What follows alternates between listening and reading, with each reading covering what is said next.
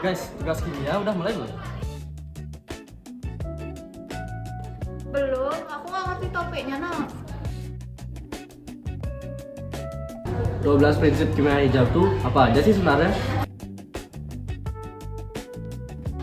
Coba cari video di YouTube aja. Nah ya, siapa tahu ada yang ngejelasinnya, gampang. Guys, coba lihat sini deh. Mereka mirip kita nggak sih? Nah iya, coba play.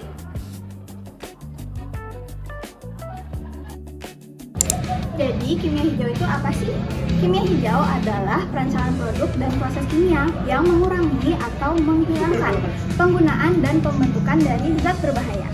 Kimia hijau ini berlaku di seluruh siklus hidup dari produk kimia, mulai dari perancangan, pembuatan, penggunaan, hingga pembuangan akhirnya.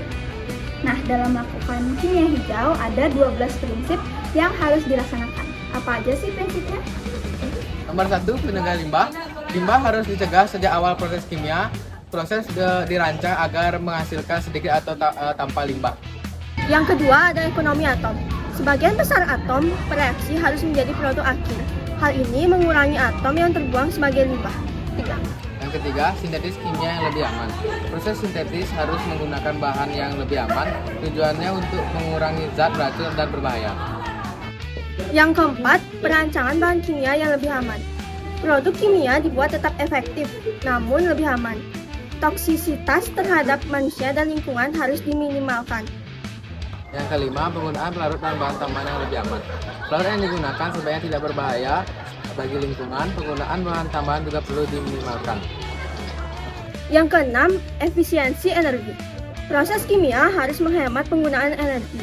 Hal ini membantu mengurangi dampak lingkungan dan biaya. Yang ketujuh, menggunakan bahan baku terbarukan. Bahan baku sebaiknya berasal dari sumber yang dapat diperbarui. Contohnya bahan alami atau hasil pertanian. 8. Yaitu mengurangi bahan turunan kimia. Penggunaan bahan turunan yang tidak perlu harus dikurangi. Hal ini membuat proses lebih sederhana dan sedikit limbah. 9. Yaitu ada katalisis. Katalis digunakan untuk mempercepat reaksi secara efisien. Penggunaan energi dan limbah dapat dikurangi. Nomor 10 yaitu desain untuk degradasi. Produk kimia harus mudah terurai setelah digunakan. Produk tidak boleh mencemari lingkungan dalam waktu lama. 11. Ada analisis waktu nyata untuk pencegahan polusi. Analisis dilakukan secara langsung selama proses berlangsung. Tujuannya untuk mencegah terbentuknya zat yang berbahaya. Nah, yang 12 atau yang terakhir, kimia yang lebih aman untuk mencegah kecelakaan.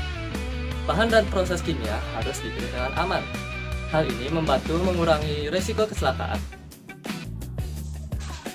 Oh, ternyata gitu doang. Tapi kenapa tadi kelihatannya susah banget ya? Ya udah, cepat kerjain sebelum kita masuk lagi.